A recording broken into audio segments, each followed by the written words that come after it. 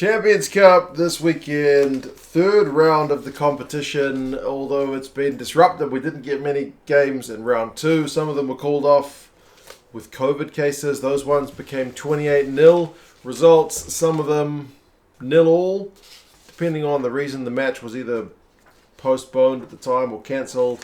They're not going to replay them, so that's kind of done and dusted. But fortunately, none of these four teams were affected that are playing this Friday. We've got Cardiff taking on Quins again, and then Castres up against Munster. So it's kind of a replay of the matches that we saw in round two that did actually get played. We'll start with the first one, which is Cardiff and Quins. 43-17 was the result a few weeks ago. Remembering Cardiff away from home and with a stack full of like academy players and veterans and whatnot, because many of their kind of first choice guys were unavailable due to isolation requirements and whatnot. So the game kind of got blown out a bit at the end, but they actually did all right.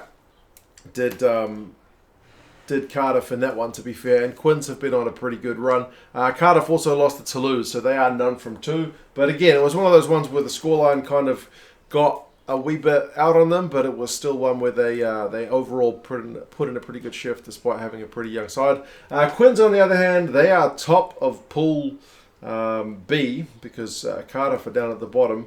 Quins are 2 from 2. They've won away at Castres, only like a 2-point victory, and then they won, like I mentioned, home to Cardiff. So Cardiff do have some of their big guns back for this one. You got Josh Adams back on the left wing. Harlequins is back in the squad.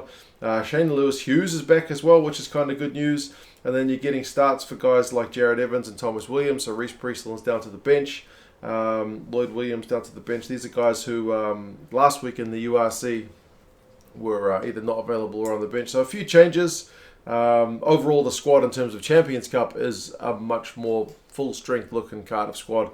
Because as I mentioned last time, there were just so many guys out. So I'm looking forward to see Owen Lane and Josh Adams on each wing. Reece Carrier there, loose head prop. In terms of Six Nations stuff, could use a big game up against the Quins pack. So kind of looking forward to see how they go. Josh Turnbull's captain, and he's playing the second row this week for Quins. Not so many changes from the side who played last week in the Premiership against, I think it was Exeter. Joe Marler's playing despite the fact that he kind of got dropped on his head last week, which is good news for him.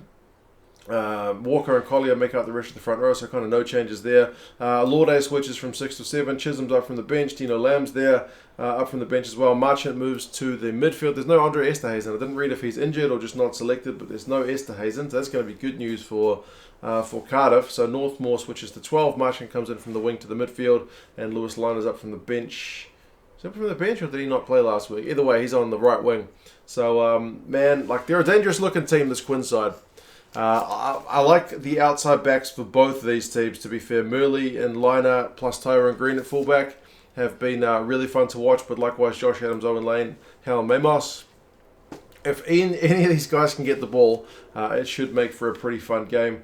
That being said, Harlequins are favourites without being kind of extraordinary favourites. Harlequins by 6 is what the bookies say, and 5 is what the Rugby Forecast algorithm says. I guess that's a bit more kind of respect, if you will, to the Cardiff guys having a full-strength squad. This one's on at the Arms Park, and it's at 8 p.m. local time. The other game, which is unhelpfully on at exactly the same time, why they couldn't play one a couple of hours earlier or later, I don't know. But exactly at the same time. So you've got to pick your match that you're going to watch. It's Castres and Munster. They played a couple of weeks ago, and it was, what was it? It was 1913.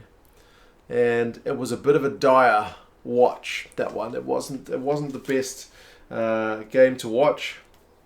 Castres, I don't think, really wanted to be there. That was when the whole lockdowns thing was happening, and they were still kind of able to travel because Ireland wasn't on a restricted list or whatever, but they didn't really want to be there. They picked maybe not full strength squad, and I'm kind of still not sure where these guys are at. They won last week in the top 14 up against Stade Francais, but they've changed virtually the whole squad, whole new front row, new lock and duo.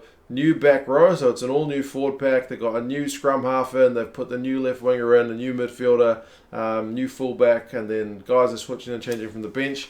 I have heard from people more au fait with the European competition than me that Castres tend to focus on the top 14 and Europe is just an inconvenience.